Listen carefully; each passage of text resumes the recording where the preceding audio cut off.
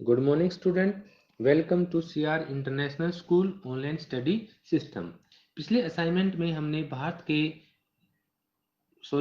नहीं, विश्व के प्रमुख उद्योग जैसे लौह इस्पात उद्योग, सूती वस्त्र उद्योग और सूचना प्रौद्योगिकी उद्योगों के बारे में डिस्कस किया था।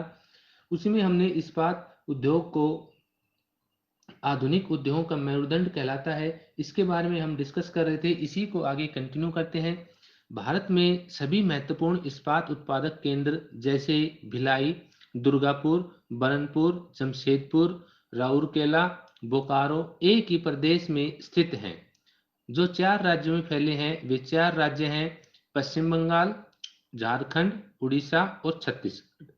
भद्रावती और विजयनगर कर्नाटक में, विशाखापट्टनम आंध्र प्रदेश में, सलेम तमिलनाडु में है। सन 1947 से पूर्व यानी स्वतंत्रता से पहले भारत में केवल एक इस्पात कारखाना था, Tata iron and steel company limited, जिसको टिस्को के नाम से भी जाना जाता है। और यह एक निजी स्वामित्व में था, यह एक प्राइवेट कारखाना था। स्वतंत्रता के पश्चात सरकार ने यह कार्य अपने हाथ में ले लिया और बहुत से लौह इस्पात संयंत्र स्थापित किए। झारखंड में स्वर्णरेखा और खरकई नदियों के संगम के समीप साकची में सन 1907 में टिस्को की शुरुआत की गई थी।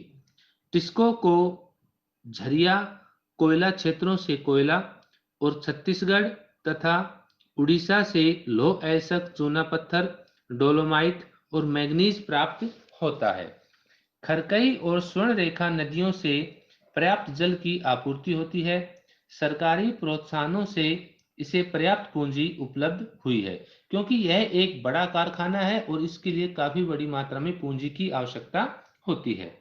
जमशेदपुर में टिस्को की स्थापना के बाद कई अन्य औद्योगिक संयंत्र स्थापित किए गए। इनमें रसायन इंजनों के पुर्जे, कृषि उपकरण, मशीनें, टिन की चादरें, केबल और तार का उत्पादन किया जाता है। भारत में लौह इस्पात उद्योग के विकास से औद्योगिक विकास आरंभ हुआ। लौह इस्पात उद्योग में द्वितीयक उत्पादक, रोलिंग मिल और सहायक उद्योग भी शामिल हैं। Thank you. Stay home, stay safe.